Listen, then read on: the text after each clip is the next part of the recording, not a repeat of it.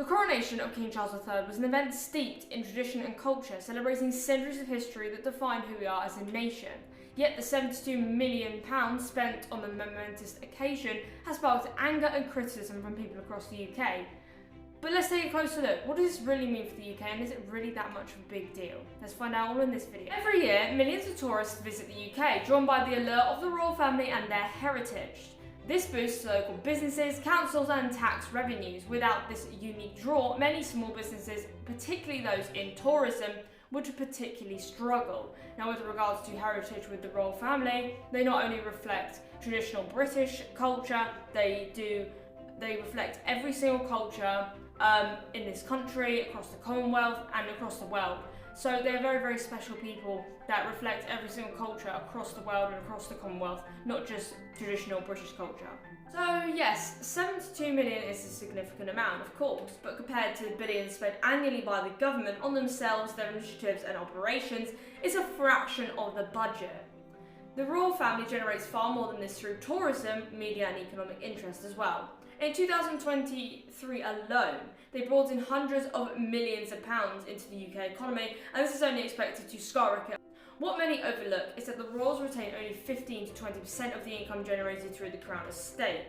So the rest, hundreds of millions, goes directly to the Treasury to benefit the government and this country, which people seem to forget. They seem to go, oh, they take all the money, they're rich, blah blah, but they actually give a ton to the Treasury, which goes to the government and the country, which basically goes into the economy. As a university student myself, I feel the strain of government policies far more than I do the cost of the monarchy. Rising tuition fees, taxes on education, and cuts to university funding directly affect students like myself. The government, which spends billions yearly, could relieve this burden, but instead they choose to tax the very systems meant to empower future generations.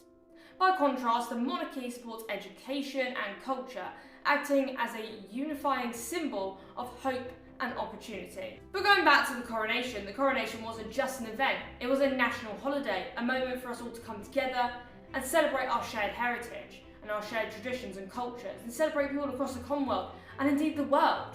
And you know, for 72 million we gained a celebration of unity, culture and tradition, a value that goes far beyond the numbers and the cost. People are criticising everything that the royal family do.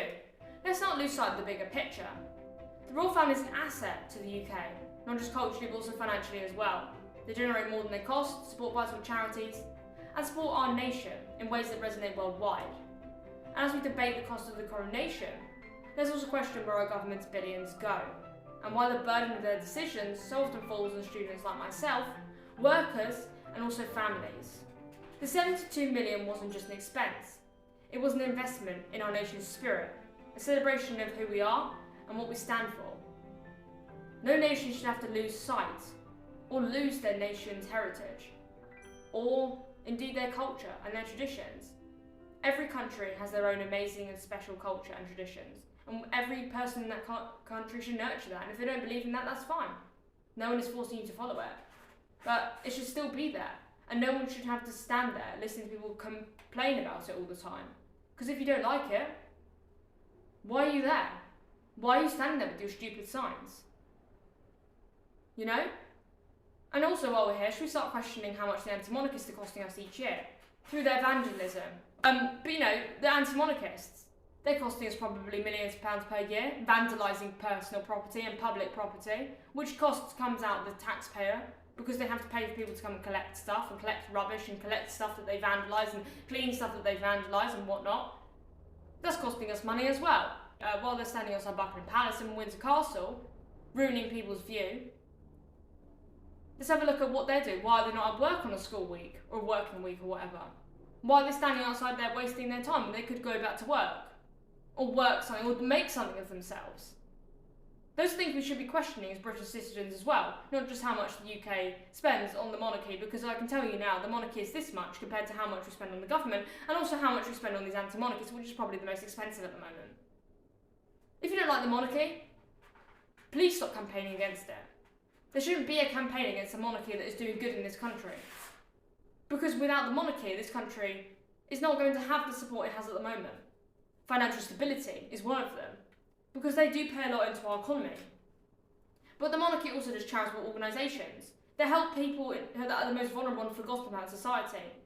And if you ask any of them, they will say that the monarchy is doing their bit to help raise awareness, but also make a difference. If you don't like the monarchy, that's fine. I'm not here to start campaigning and saying we should all love the monarchy. You cannot make everybody like something. But if you don't like it, you don't need to be there. You don't need to be there at events. You can just get on with your working life, focus on your family or friends or whatever you like doing in your spare time. Focus on the sports you like watching or the television show you like watching. And get on with your own life. The monarchy doesn't actually have a say in the law. They just sign things that the government says. They are a representative and constitutional monarchy that represent our culture, tradition and what we stand for as the UK. If that doesn't align with what you think, that's fine. You don't have to support them.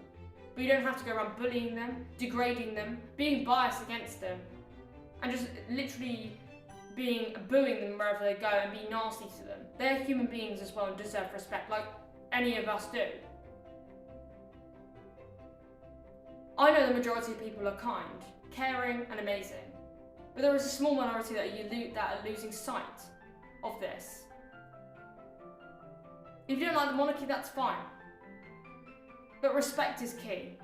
It's free and it's something we should be teaching our children and the next generation of workers in this society. So yeah, I hope you enjoyed this video. Thank you to the majority of people that are kind, caring and amazing. Thank you to the majority of my audience that are kind, caring and amazing. I love and appreciate every single one of you. And I have so much respect for anyone that's kind, caring, just the most respectful people, which is the majority of the society in this country. Most people in this country and across the world and in other countries as well are so kind and caring and amazing. But across the world and across the UK, there are a small minority that need to get a grip. And I'm sure they could follow in your amazing footsteps. In your guys' footsteps. They could follow in your footsteps of respect, kindness, caring, and also leadership as well. So thank you so much for you amazing people for watching this video. I hope you have a wonderful rest of your day wherever you are, and I hope to see you in the next report. Thanks for watching everyone. Bye!